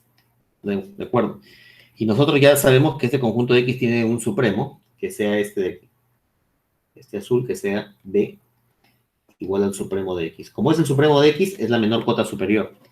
Así que si nosotros hemos encontrado un punto C que sea menor, imagínense que este de acá, este verde, sea C. Entonces, ¿qué significa? ¿Qué significa eso? Significa que entre C y B voy a encontrar algún elemento X que pertenece al conjunto de X. ¿Por qué? Porque si yo no encontrase un elemento X entre este punto verde y este punto azul, entonces significaría que todos los X estarían a la izquierda. Y si los X estarían a la izquierda, significaría que X es menor o igual que C. Y si X es menor o igual que C, significaría que C es una cota superior. Y además sería una cota superior menor que B. Pero B es la menor de las cotas superiores. Entonces, sí o sí, tenemos que encontrar un punto un punto X entre C y B. ¿De acuerdo? Así que si C es un número real que es menor que B, entonces existe, es posible encontrar un elemento X en X tal que cumpla lo siguiente, tal que C sea menor que X y que sea menor que B. Podría ser igual a B también, ¿sí? Muy bien. Chicos, ¿tienen alguna pregunta? ¿Está claro eso? ¿Está claro por qué existe ese X? Profesor, Sí, profesor, el C también puede ser menor o igual que... No, el X también puede ser menor o igual que el C. mayor igual. Sí, en los dos extremos, sí, ahí, también. Este, lo que pasa es que si, a ver, imagínate esto, ¿no? Voy a hacer otro dibujo, ¿eh? Imagínate que nosotros tenemos aquí, que mi conjunto esté formado por números naturales, ¿ya? Por ejemplo, nuestro conjunto de X está formado por el 1, el 2, el 3, el 4 y el 5. Nada más, ¿ah? Ese es mi conjunto de X. Pregunta, ¿cuál sería el supremo? El supremo sería el 5, ¿cierto? Listo, este de acá es el supremo. ¿Sí? Entonces, si yo tomo un número C menor que 5, yo podría tomar, no sé, pues aquí, digamos, este de acá. ¿Cierto? Aquí un número C menor que 5. Entonces, pregunta, ¿existe, para este ejemplo, he tomado un número C, un número real C menor que 5? Aquí está este de color rojo. ¿Ya? Pregunta, para ese número C, ¿se cumple lo que tú me dices o no? O sea, No, porque están naturales. existirá un conjunto, un número X en X. Acuérdate que X está formado por 1, 2, 3, 4, 5. ¿Existirá un X en X que cumple esta condición? No, porque mi C es mayor que 4, entonces no es posible. Por eso que aquí es menor estricto. ¿De acuerdo? Claro, ya. Sí. Muy bien, chicos, cualquier duda, me consultan. Entonces, pero, bueno, ya borré el ejemplo, pero debía aprovechar ese mismo ejemplo para colocar la otra condición. Dije que el conjunto estaba formado por 1, 2, 3, 4 y 5. Y acá el 5 es justamente el supremo de ese conjunto X. Entonces, cuando yo tomo un elemento C aquí, yo estoy diciendo que existe un elemento X que pertenece a ese conjunto de X y que se encuentra entre C y su supremo. Pero acá sí tengo que contemplar que sea menor o igual. ¿Por qué? Porque si yo coloco menor estricto, tampoco va a ser cierto, ¿no? Porque si yo tomo un C aquí, entre 4 y 5, no encuentro ningún elemento entre C y 5 que pertenezca a este conjunto de X formado por 1, 2, 3, 4, 5, ¿cierto? Por eso que aquí sí le coloco menor o igual. ¿De acuerdo? Muy bien. Entonces, esa es la razón, chicos, por la que aquí colocamos menor o igual, ¿ya?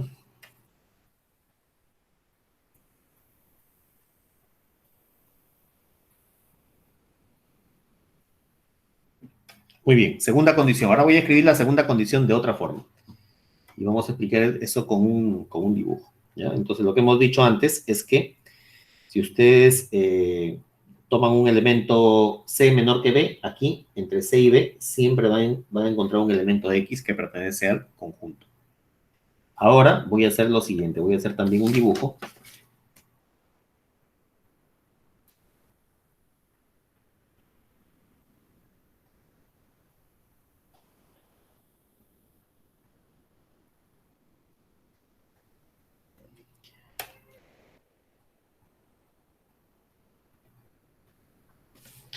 Y vamos a suponer que nuestro conjunto X sea este de aquí. A ver, vamos a hacerlo de otro color. Que este de aquí sea nuestro conjunto X. Ajá, miren. No sabía que se podía hacer eso. A ver, ya. Quedó mejor, ¿no? Nuestro conjunto X que sea este de aquí.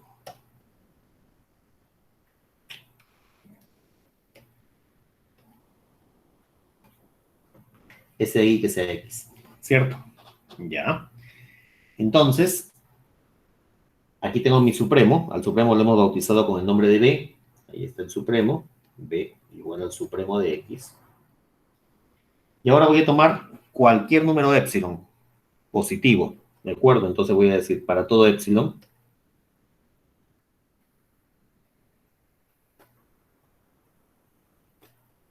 Para todo épsilon mayor que 0. Si yo considero el número b menos épsilon, el b menos épsilon, por muy pequeñito que esté el épsilon, ¿ya? Por muy pequeñito que sea, va a estar a la izquierda, ¿cierto? Y entonces, nuevamente, este de aquí va a ser el papel del C que teníamos en el gráfico anterior. Significa que entre C y B voy a encontrar un elemento. Entonces significa que para todo épsilon mayor que 0, ¿qué cosa es lo que va a suceder, chicos? Para todo épsilon mayor que 0, va a existirá un número real X en X, tal que cumple esta condición, tal que b menos épsilon sea menor que x y sea menor o igual que b. ¿De acuerdo? Listo. Entonces, esta segunda forma, o esta segunda manera de escribir, esta de acá, chicos, es sumamente útil a la hora de resolver problemas. Cuando ustedes quieran resolver problemas con supremos, con ínfimos, van a ver que con esa definición se pueden hacer muchas cosas, ¿ya? Entonces, la segunda condición se puede escribir así o así. ¿Ya? Es importante entender la idea geométrica, por eso siempre hago un dibujito. Es importante entender la idea geométrica en cada uno de esos casos, ¿ya? Muy bien. ¿Qué más? Ahora vamos a definir el ínfimo. La definición es similar. Entonces, aquí, para definir el supremo, hemos partido del hecho de que el conjunto sea acotado superiormente. Ahora, para definir el ínfimo, vamos a suponer que nuestro conjunto sea acotado inferiormente. ¿De acuerdo? Entonces, vamos a decir sea X un subconjunto de R y que sea acotado inferiormente.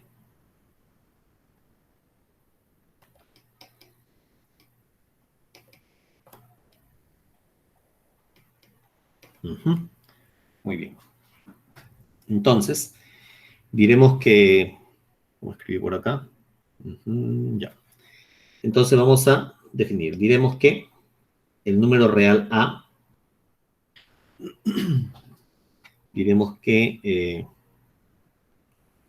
el número real A es el ínfimo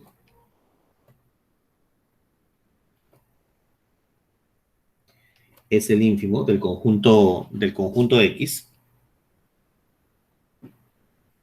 es el ínfimo de X, sí, y solamente sí,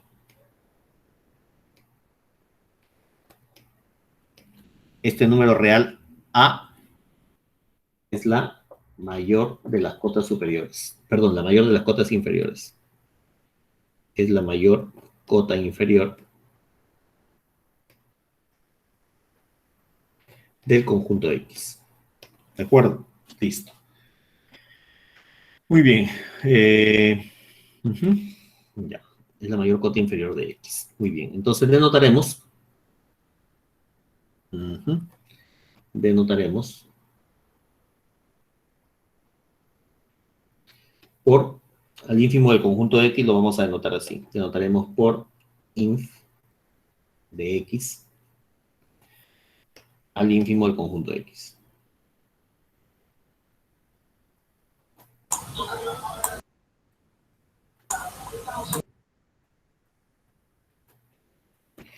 Listo. Chicos, entonces vamos a hacer lo mismo que hemos hecho en el caso del Supremo, por eso estoy viendo cada momento que hice acá.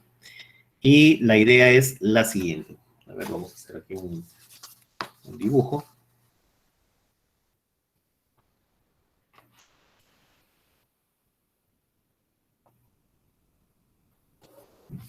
Entonces tenemos aquí nuestro conjunto, imagínense que nuestro conjunto X sea este de acá.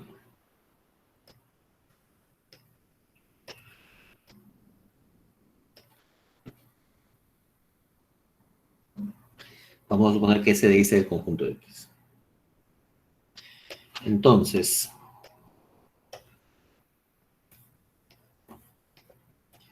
y el ínfimo, vamos a representarlo aquí por este punto azul.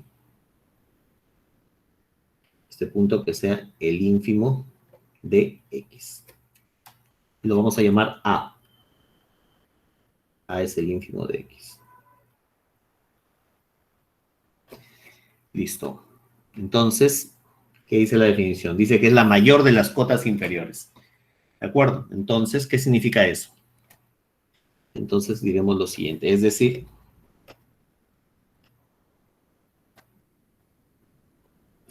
este número real A es el ínfimo del conjunto X si solamente si cumple lo siguiente. Como tiene que ser la mayor de las cotas inferiores, en particular tiene que ser cota inferior. Así que la primera condición que debería cumplir es que sea cota inferior. Que sea cota inferior significa que A tiene que ser menor o igual que X para todo X en el conjunto de X. Y la segunda condición es que tiene que ser la menor de las cotas inferiores. ¿De acuerdo? Entonces, vamos a colocar aquí que si D es una cota inferior, si D es una cota inferior del conjunto de X, entonces, chicos, ¿qué debería valer? ¿Cuál debería ser la relación entre A y D? como A es la mayor de las cotas inferiores, significa que si D es una cota inferior, esa D no puede estar acá, ¿cierto? Aquí donde estoy dibujando. Porque entonces D sería mayor que A, y A es la mayor de las cotas inferiores. Así que lo que tiene que suceder es que D tiene que ser menor o igual que A, ¿cierto? Entonces ahí están las dos condiciones. Entonces, este número A es el ínfimo de X si solamente si verifica esas dos condiciones. Muy bien. Entonces, al igual que en el caso anterior, vamos a expresar la segunda condición de otra forma. La condición 2i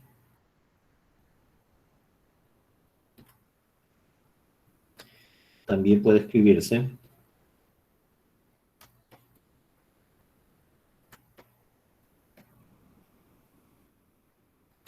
de las siguientes maneras.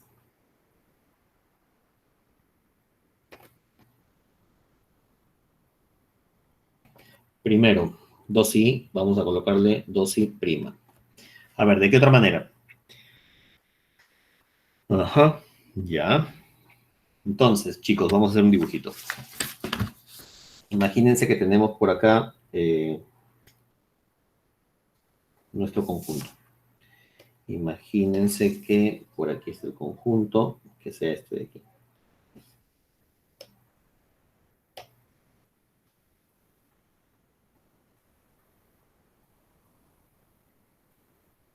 Que sea ese de ahí, ¿de acuerdo? Imagínense que ese de ahí sea nuestro conjunto X.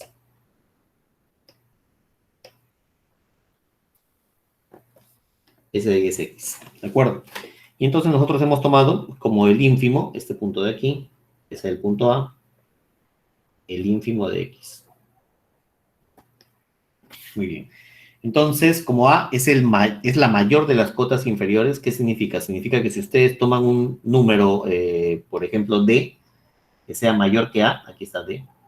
Entonces, chicos, ¿qué podríamos afirmar? Entonces, el número D será un, ya, si D es un número real, si D es un número real tal que A sea menor que D, entonces, chicos, ¿qué tiene que pasar? Lo que tiene que suceder es que entre A y D tiene que haber un elemento X del conjunto. ¿Por qué? Porque si no hubiese un elemento del conjunto, significa que todos los elementos del conjunto, ¿dónde tendrían que estar? Todos los elementos del conjunto tendrían que estar a la derecha. Si todos los demás elementos del conjunto están a la derecha, ¿qué significa? Significa que D es cota inferior. Y si D es cota inferior de X, esta D es mayor que el ínfimo. No puede ser, porque el ínfimo es la mayor de las cotas inferiores. Así que si D es un número real tal que A es menor que D, entonces tiene que existir, entonces existirá un elemento X en el conjunto X tal que cumpla esto, tal que A sea menor que X y que sea menor que D. Chicos, ¿todo bien? ¿Se entendió? ¿Está claro o no? Así que si este punto de acá es el punto D, entonces aquí entre los dos tiene que haber un elemento X del conjunto. ¿Ya? Muy bien. Segunda caracterización de la condición 2i. Vamos a colocarle dos primas. Entonces, esta es la caracterización con épsilon, que como les decía en el ejemplo anterior del supremo, pues es muy útil a la hora de resolver problemas. ¿Ya? Entonces, vamos a dibujar aquí.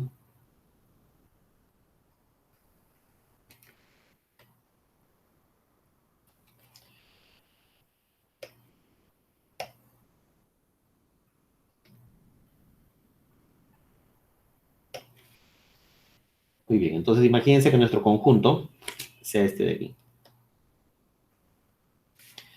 Imagínense que ese de ahí es el conjunto X. Entonces ahora vamos a tomar un épsilon. ¿Ya? Ya hemos dicho que este punto de aquí es el punto A, que es el ínfimo de X. Y voy a tomar un épsilon positivo, y si el épsilon es positivo, A más épsilon estará aquí a la derecha. A más épsilon. Entonces, ¿Qué dice la condición? La condición dice que para todo número epsilon, para todo número epsilon positivo, entonces este A más epsilon hace el papel del número D que está aquí arriba. Así que, ¿qué significa? Que entre A y D hay un elemento del conjunto. Significará que entre A y A más epsilon hay un elemento del conjunto. Entonces, para todo epsilon mayor que 0, entonces debe existir o existirá un elemento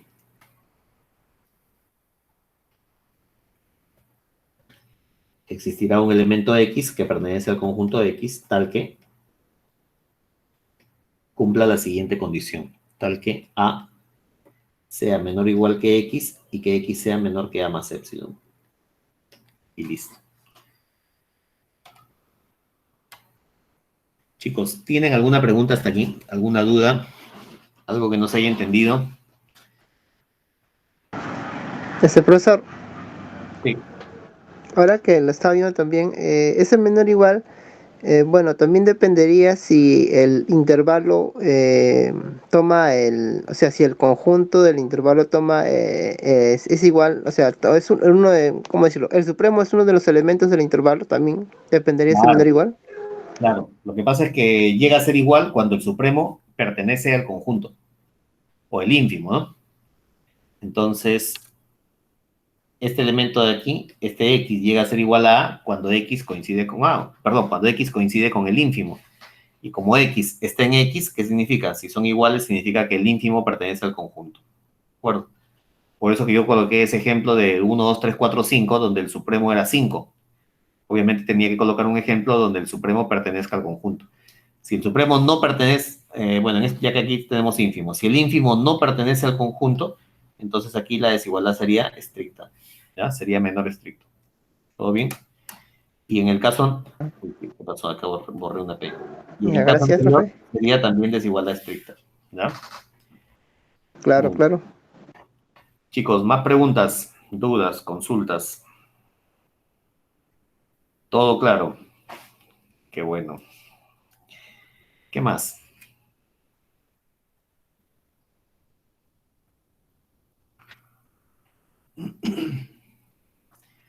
Bueno, vamos a aprovechar para definir justamente lo que preguntabas, ¿ya?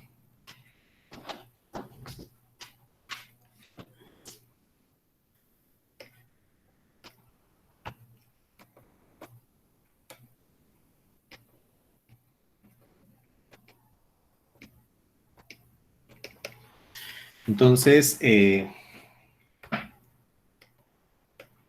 dado un conjunto de X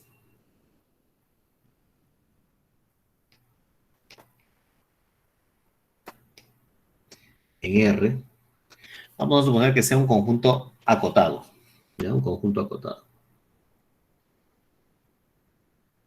Entonces, el supremo y el ínfimo del conjunto de X no pertenecen, no necesariamente pertenecen a X.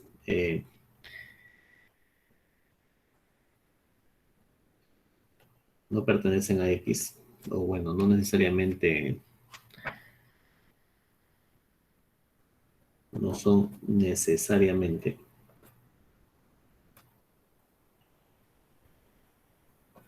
elementos de X. Sí, ahorita en un momento, seguramente después del recreo, vamos a ver unos ejemplos en los que sí es elemento de X y otros en los que no es elemento de X. Pero cuando sea elemento de X, cuando el supremo, cuando el supremo de X pertenece al conjunto de X, cuando el supremo de X pertenece al conjunto de X, pertenece a X, entonces eh, diremos, diremos que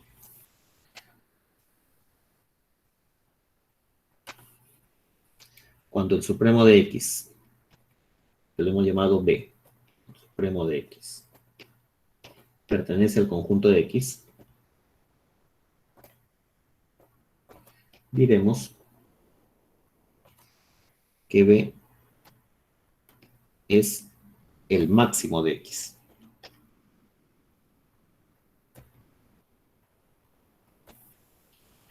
Diremos que es el máximo del conjunto de X. Y lo denotaremos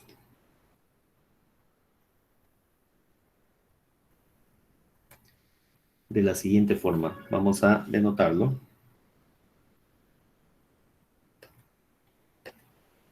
Lo denotaremos así, max de X. Listo. De la misma forma, cuando el ínfimo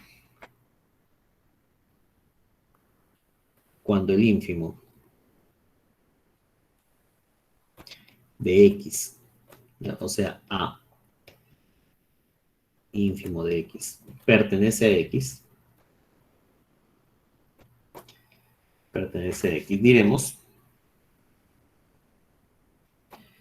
diremos que A es el mínimo de X, ¿de acuerdo? Es el mínimo de X.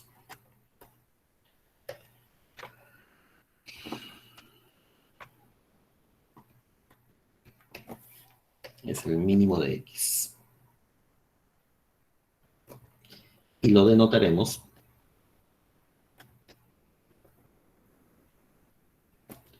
por min de X. Listo, ya está. Muy bien. Pero, a ver, no hay que perder de vista qué es lo que estamos queriendo hacer. Estamos queriendo establecer una diferencia entre los racionales y los reales, ¿de acuerdo? Entonces, y ahora vamos a establecer esa diferencia, ¿ya? Un axioma más. Entonces, ese axioma se llama el axioma de completitud.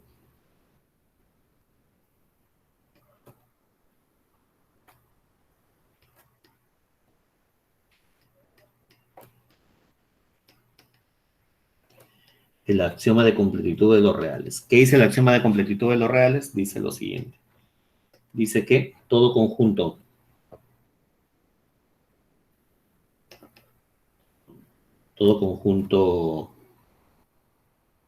X en R acotado superiormente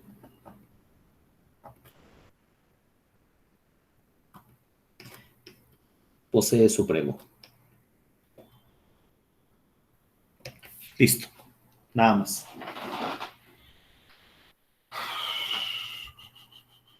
Listo, chicos. Entonces, a nuestra lista de axiomas, tenemos axiomas de cuerpo, tenemos axiomas de orden. A nuestra lista de axiomas le vamos a agregar este axioma que se llama axioma de completitud, ¿ya? Quizás ahorita, no sé, para quien recién está viendo este tema por primera vez, quizás ahorita no quede claro por qué, de dónde viene el nombre de completitud.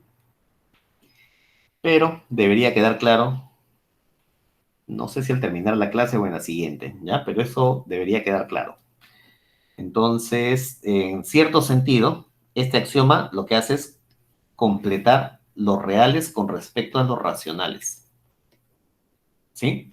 Y en realidad, en topología, ¿ya?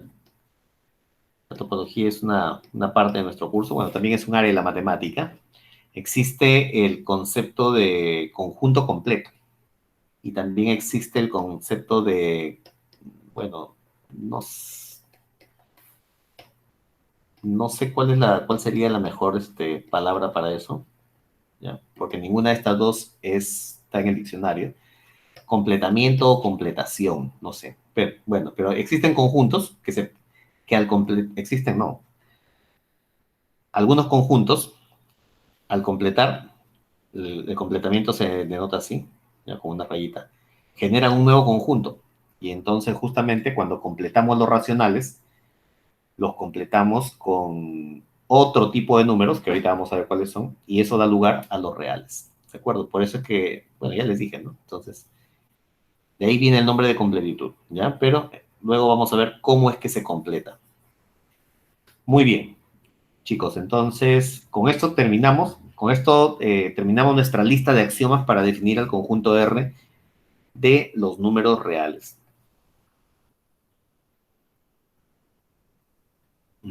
Entonces, un conjunto eh,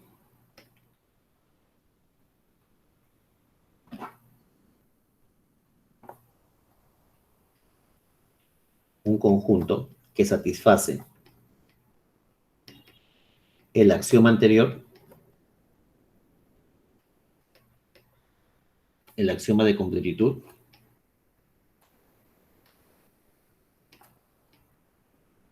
se denomina conjunto completo.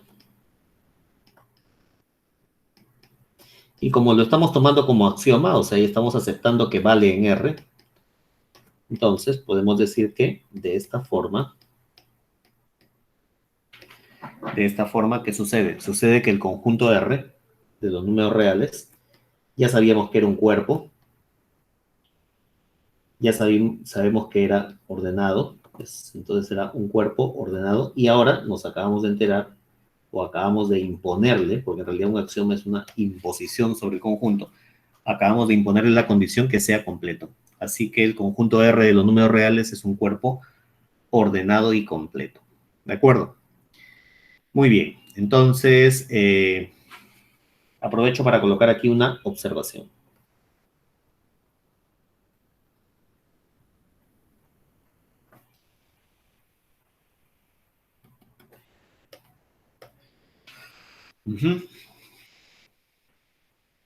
Este axioma, o el axioma anterior,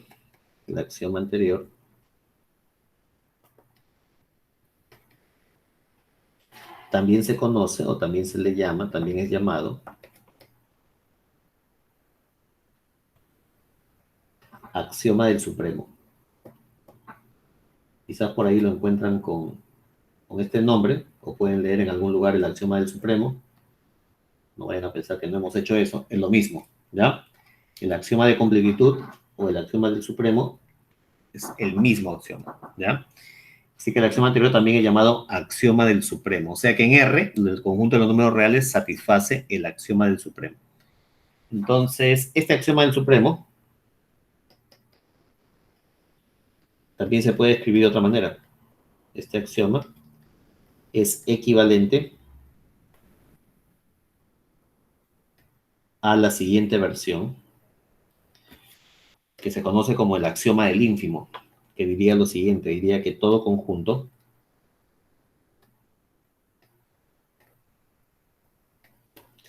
X en R, acotado inferiormente,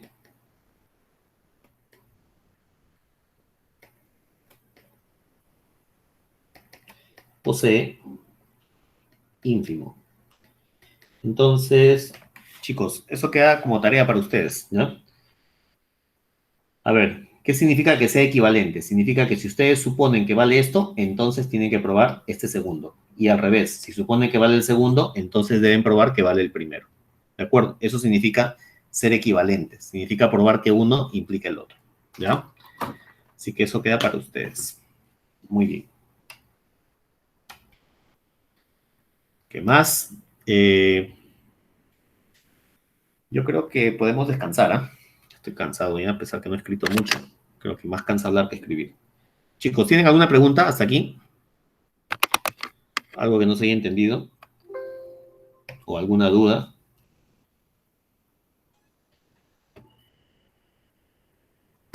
Todo claro.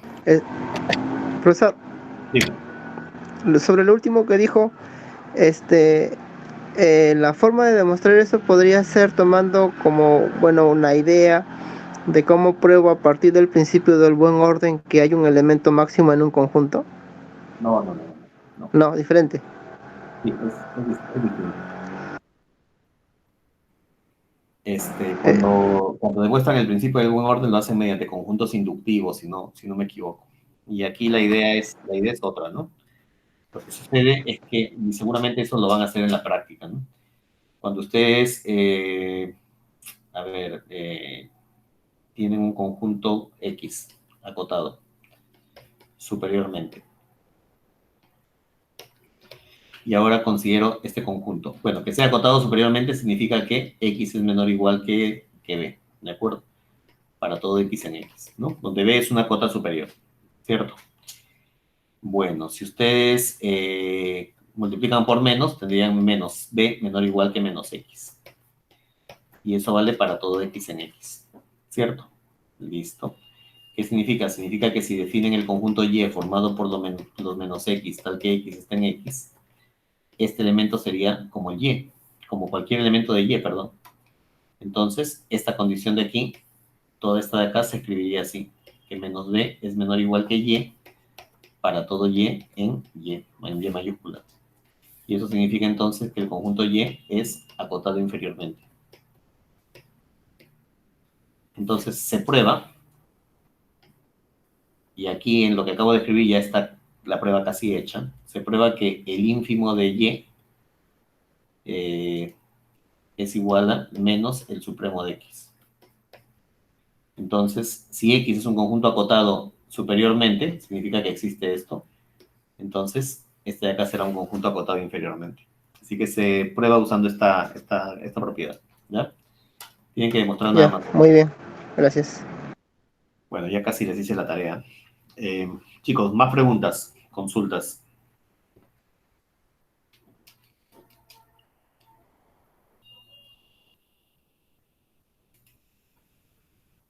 Muy bien, entonces, a ver, ¿qué hora son? Son 8:05, vamos a descansar 15 minutazos.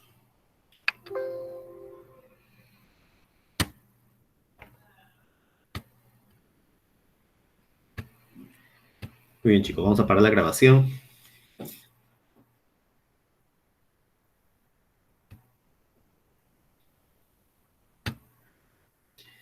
A ver, la grabación le va a llegar a Ricardo León Romero. Siempre le llega a Ricardo, creo, ¿no?